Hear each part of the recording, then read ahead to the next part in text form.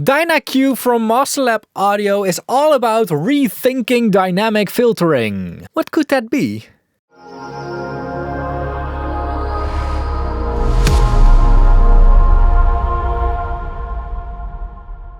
Filtering and sound shaping is essential when it comes to balancing out recordings, fitting signals into the mix or doing creative sound design. But what might be great for the loud parts of the signal is not necessarily good for the quiet part and reverse. Dynamic EQs are around for quite a while and are doing a great job on dynamic selective filtering. On the other hand, dynamic EQs can be a little bit difficult to understand, especially when it comes to below and above the dynamic threshold of the processing, and it is also hard to deal with complex filter curves. Therefore, we invented a complete new but very simple approach to dynamic selective processing. This not only allows to add complex filtering curves very fast, but also analog style saturation and stereo widening. We call it dynamic split processing. I think this is a bit of the same as the Eventide split EQ actually. Analog style saturation, oh, so it does more already. State-of-the-art algorithms, of course. 200 euros. In today's inflated money, that's not a lot actually. It still is a lot.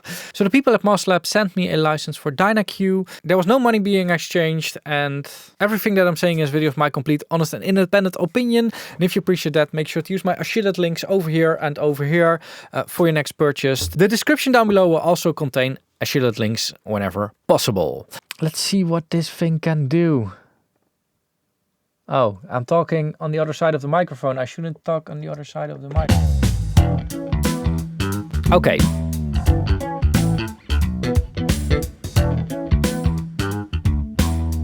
How can I hear?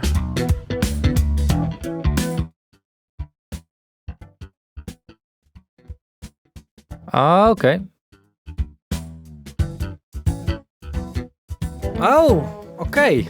Okay, so I can set the threshold for what is above and what is below. So I can select a loud part and a not so loud part. It's basically like a gate, and then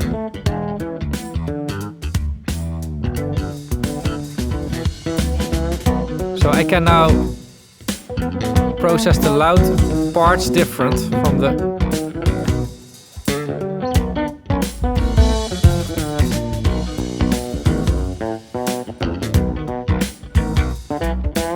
That's fun.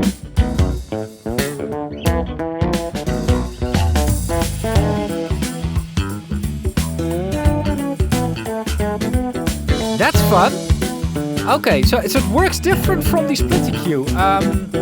The split EQ is more or less independent from the volume that you're using it at. Split EQ really separates the transients and sustain, while this one basically sets a certain threshold, and audio above the threshold gets one filter curve and below the threshold gets the other filter curve. That's different.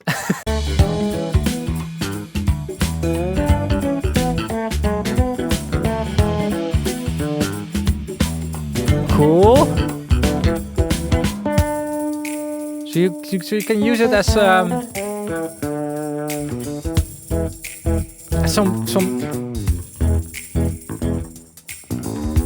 EQ compression. EQ and compression, but not in a Gullfoss way. Okay, saturation. So now I can only saturate the loud part, so. Or, what would be nice if to saturate the.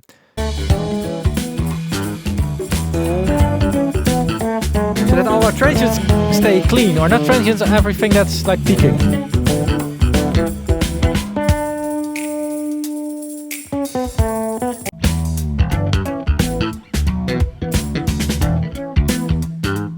Oh, and then we can do this.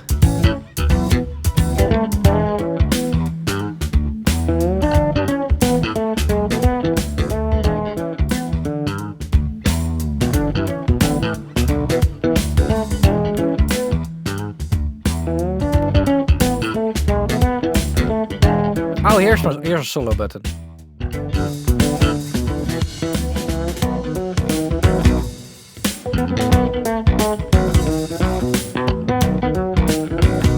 Cool stuff.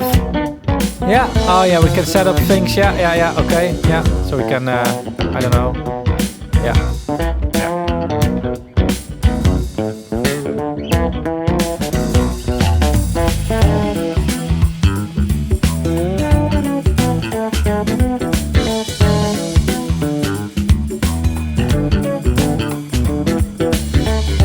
This is something that I definitely want to try in my work setup, actually.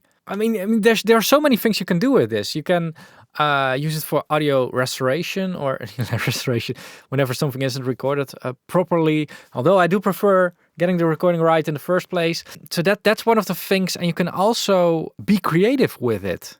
Which is something I didn't expect going into this video. I actually thought that this would be the split EQ from Eventide, but then in a different phase. But it works different, and it's like I enjoy experimenting with this actually.